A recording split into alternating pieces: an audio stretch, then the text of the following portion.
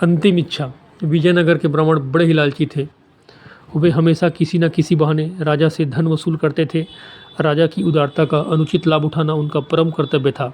एक दिन राजा कृष्णदेव राय ने उनसे कहा, मरते समय मेरी माँ ने आम खाने की इच्छा व्यक्त की थी, जो उस समय पूरी नहीं की जा सकी थी। क्या आप ऐसा कुछ हो सकता है जिससे उसकी आत्मा को शांति मिले? महाराज, यदि आप 108 ब्राह्मणों को सोने का एक एक आम भेंट कर देंगे तो आपकी माँ की आत्मा को अवश्य शांति मिल जाएगी।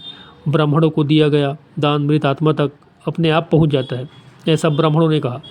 राजा कृष्णदेव राय ने सोने के 108 आम दान कर दिए। ब्राह्मणों की मौज हो गई। उन आमों को पाकर तेनालीराम को ब्राह्मणों के इस लालच पर बहुत क्रोध आया। वह उन्हें सबक सिखाने की ताक में रहने लगा। जब तेनालीराम की माँ की मृत्यु हुई तो 1 महीने बाद उसने ब्राह्मणों को अपने घर आने का न्योता दिया कि वह भी अपनी माँ की आत्मा की शांति के लिए कुछ करना चाहता है। खाने पीने की और बढ़िया माल पाने के लोभ में 108 ब्राह्मण तेनालीराम के घर जमा हुए। जब आसन पर बैठे तो तेनालीराम ने दरवाजे बंद कर लिए और अपने नौकरों से कहा, जाओ लोहे की गरम गरम सलाखें लेकर लाओ और इन ब्राह्मणों के शरीर पर दागो। ब्राह्मणों ने सुना तो उनमें चीख पुकार मच गई।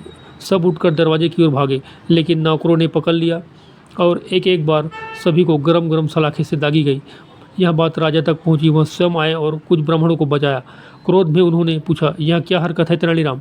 तेनालीराम ने उत्तर दिया, महाराज, मेरी माँ को जोड़ों की दर्द की बीमारी थी।